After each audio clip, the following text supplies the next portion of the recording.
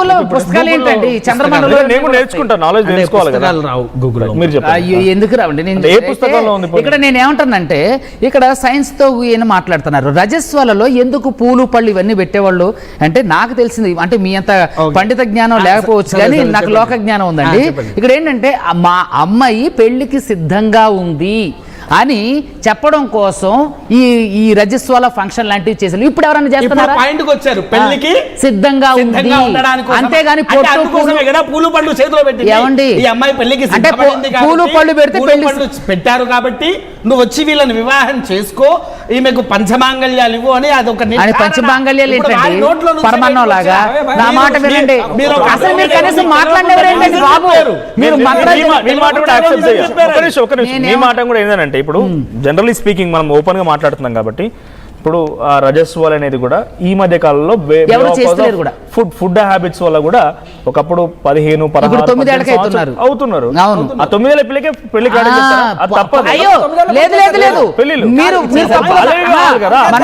తప్పుగా అర్థం చేసుకున్నారు.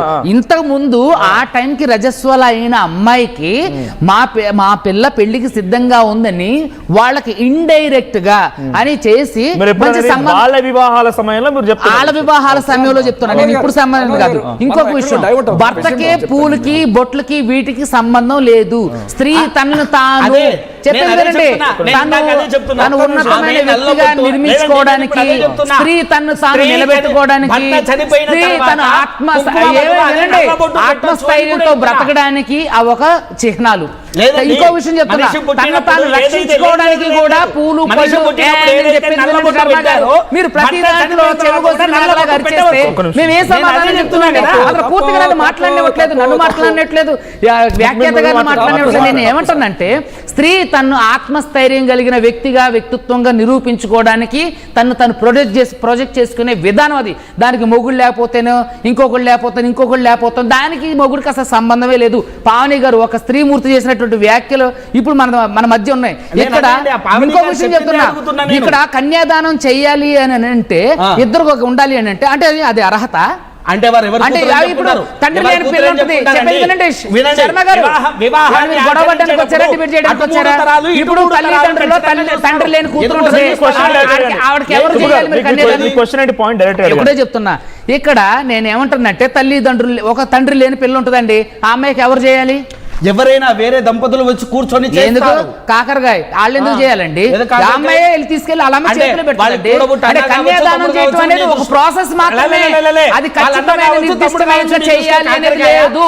కన్యాదానం అనేది ఒక ప్రాసెస్ లో చెప్పేది వినండి. చెప్పారు కన్యాదానం అనేది పెళ్లిలో భాగంలో ఒక తంతు మాత్రమే, అది ఖచ్చితంగా చేయాలి, చచ్చినట్టు అనేది ఏమి లేదు. మరి అలాంటి లేచిపోయిన వాళ్ళ పరిస్థితి అది లేదు. ఇప్పుడు తండ్రి లేడు, ఆమె ఏం చేయాలి? ఇంకొకటి ఎవరు పెడతారు? ఇప్పుడు కన్యాదాత అంటే తండ్రే చెయ్యాలి. తండ్రి లేనప్పుడు వేరే కదా. తప్పు మాట్లాడకండి. తండ్రి లేరు అని చెప్తున్నారు. ఓకే, తండ్రి లేని పిల్లల పరిస్థితి ఏంటంటే తండ్రి లేరు అంటే సంతానం లేక చాలా మంది ఉన్నారు. ఇప్పుడు వాళ్ళు ఎట్లా చేస్తున్నారు కన్యాదానం? వాళ్ళకు పుట్టిన వాళ్ళు కాదు, వేరే వాళ్ళకి వెళ్ళి చెయ్యట్లా అంటే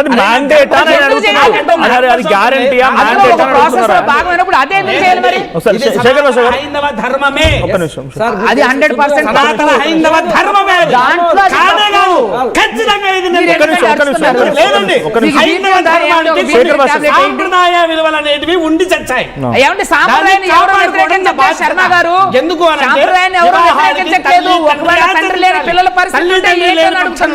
అన్న వదిన బాబాయ్ అక్క సతీ సమేతంగా ఎవరైనా సరే సతీ సమేతంగా అంటున్నారు. సతీ సమేతంగా అలాంటప్పుడు ఏదైనా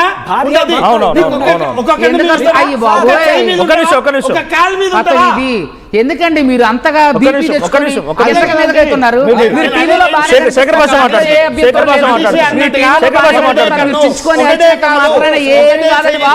మనం జీవిస్తాం.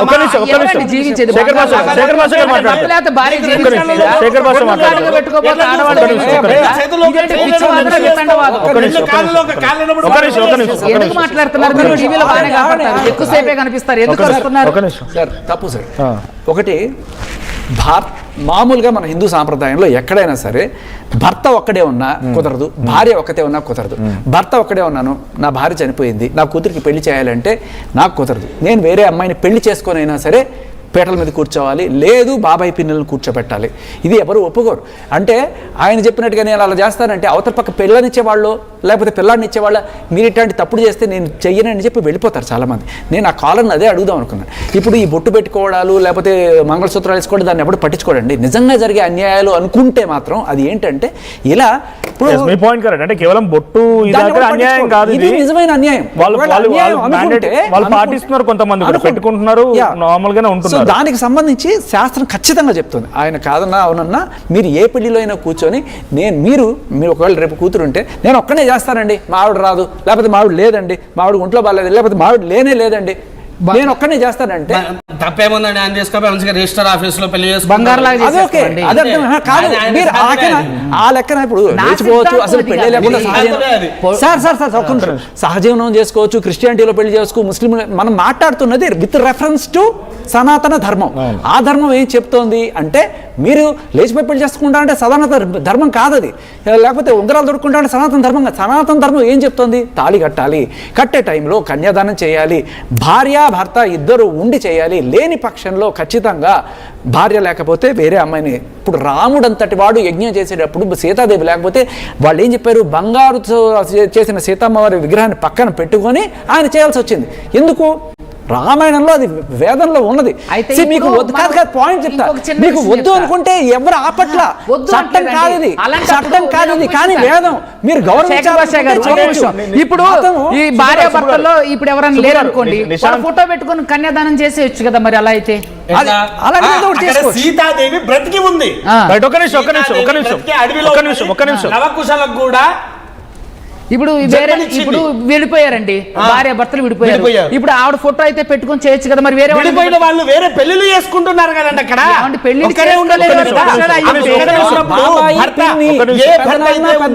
వాళ్ళే కూర్చుంటారు. ఒక నిమిషం, నిశాంత్ శర్మ గారు తర్వాత శేఖర్ భాష అంటుంది ఏంటంటే, శేఖర్ భాష దగ్గర చాలా క్లియర్గా అన్నారు, చేతికి గాజులు, నుదుటిన బొట్టు, లేకపోతే చీరలు, ఇవన్నీ కూడా అది మేము అబ్జెక్షన్ ఫోర్స్ఫుల్ గా ఇట్లే ఉండాలని చెప్పట్లేదు. రైట్, ఫోర్స్ఫుల్ గానే చేస్తున్నారు. శేఖర్ భాష గారు ఊర్లలో సూటిపోటి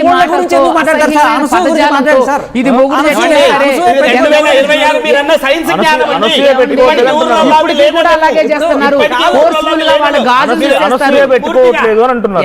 అనసూయ గారు పెట్టుకుంటున్నారా పెట్టుకోవట్లేదా? నాకు అంటే నేను ఒక ఫెమినిస్ట్ గా నేనేం మాట్లాడుతున్నానంటే ఆవిడ పెట్టుకుంది పెట్టుకోలేదు అనేది ఆవిడ ఇష్టం అండి. నేనేమంటానంటే ఇప్పుడు నేను షేర్వాణి వేసుకోవాలా, షర్ట్ వేసుకోవాలా, టీ షర్ట్ వేసుకోవాలా, it's completely depend on my mind set. నేను ఇదే వేసుకొని మీకు ఇదే చెప్పాలి అని అంటే ఇట్స్ రాంగ్.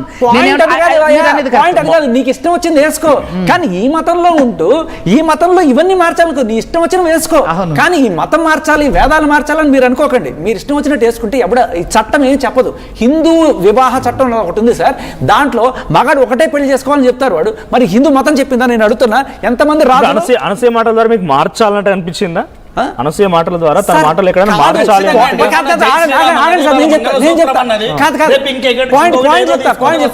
చట్టంలో ఎక్కడైనా సరే ఇది చెయ్యాలి అని ఉంటే అది తప్పు.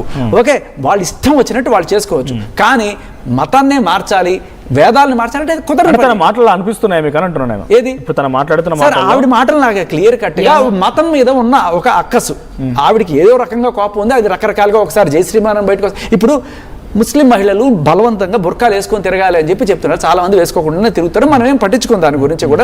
వాళ్ళ మతం చెప్తుంది, మరి దాని గురించి ఈవిడ ఎందుకు పోరాటం చేయదు? ఆవిడికి ఒక మనిషి యొక్క స్వేచ్ఛ గురించే ప్రాబ్లం అయితే ముస్లిం మహిళలకి ఇది బుర్కా ఎందుకు వేసుకోవాలని ఆవిడ ఎందుకు ఫైట్ చేయదు? దానికి సంబంధించి ఏమీ లేదు.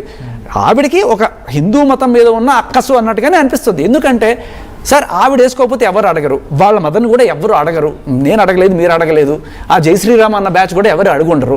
బట్ ఆవిడ అదే పనిగా తీసుకొచ్చి, ఎందుకంటే ఇప్పుడు ఆయన చెప్పారు పాప ఏదో ఊళ్ళలో ఒక ఆవిడకి ఎవరైనా అటువంటి జరిగి ఉండొచ్చు, బట్ వాళ్ళ అమ్మకి జరుగుతున్న అన్యాయం ఆవిడ చెప్పారు.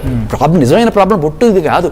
ఫంక్షన్స్లో ఆవిడ వాళ్ళ అమ్మని కూర్చోబెట్టరు, ఇలాంటి పండితులు ఎవరైనా సరే, ఏ పండితుడైనా సరే, ఈయనే కాదు సార్, ఎవరైనా సరే ఏ పండితుడైనా వచ్చినప్పుడు ఆవిడని కూర్చోబెట్టి చేయించండి, కన్యాదానం చేయించండి, లేకపోతే ఇంకోటో ఏదో చేయండి అంటే వద్దమ్మా, ఎవరైనా దంపతులను కూర్చోబెట్టండి అంటారు. అది హిందూ ధర్మం. అది ఆవిడకి బాధ కలుగుతుంది, నాకు బాధ కలుగుతుంది, ఎవరికైనా సరే అది బాధాకరమైన విషయం.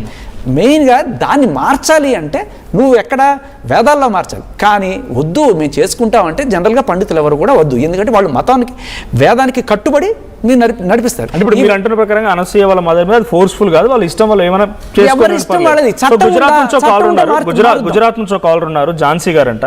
ఝాన్సీ గారు ప్లీజ్. అందరికి గుడ్ ఈవినింగ్ అండి. గుడ్ ఈవినింగ్ అమ్మా. యాక్చువల్ గా ఈ సాంప్రదాయాలు గాని వేదాలు గాని ఏ బుక్ లో రాసినండి, ఏ మతం ప్రకారమైనా మనిషి సంతోషంగా ఉండాలి అని రాసినవండి. ఇప్పుడు అనసూయ గారు ఏమన్నారు, మా అమ్మ నాకు ఇచ్చింది, మా అమ్మ పుట్టినప్పటి నుంచి నాకు బొట్టు పెట్టింది, గాజులు పెట్టింది, పూలు పెట్టింది, అంతేగాని నా భర్త వచ్చి నాకు ఇవ్వలేదు కదా అని అన్నారు. ఎంత మంచి క్వశ్చన్ అది. దానికి కామెంట్ లో చూస్తే అసలు మనిషి అదేంటి సిగ్గుపడే